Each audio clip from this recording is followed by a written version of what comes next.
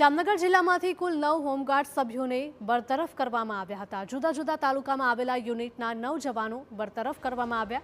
સતત અનિયમિત અને ગંભીર ગુનામાં સંડોવાયેલા સામે કાર્યવાહી કરવામાં આવી। યુનિટ ઓફિસરના રિપોર્ટના આધારે છૂટા કરવામાં આવ્યા। જામનગરમાં હાલ હોમગાર્ડ્સની 350થી વધારે જગ્યા ખાલી છે। નવી ભરતી થાય તે પહેલા અનિયમિત હોમગાર્ડ્સને છૂટા કરવામાં આવશે। ઉલ્લેખનીય છે કે હોમગાર્ડ સંસ્થા એક માનદ દળ છે અને તેમાં અનેક યુવાનો પોતાની માનદ સેવા આપતા હોય છે। ત્યારે 8 અત્યંત અનિયમિત રહેનારા અને એક હની ટ્રેપના ગુનામાં સંડોવાયેલા હોમગાર્ડને બરતરફ કરવામાં આવ્યા છે। છેલ્લા 2-3 મહિના દરમિયાન આ કાર્યવાહી થઈ છે।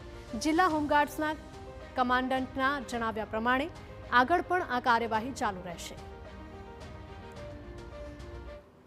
ભરતી આવે તે પહેલા આ સાફસૂફી જરૂરી હતી કે જેને હોમગાર્ડ પ્રત્યે કંઈ લાગણી નથી કે કોઈ સેવા નથી કરવી કે રેગ્યુલર આવવું નથી અને આવા અનિયમિત છે અને ગુનામાં સંડોવાયેલા છે એવા સભ્યોને હું ગોતી અને ધીરે ધીરે દળમાંથી નિયમ મુજબ બરતરફ કરી રહ્યો છું કે જેથી યોગ્ય અને સક્ષમ હોમગાર્ડ સભ્યોની ભરતી થઈ શકે।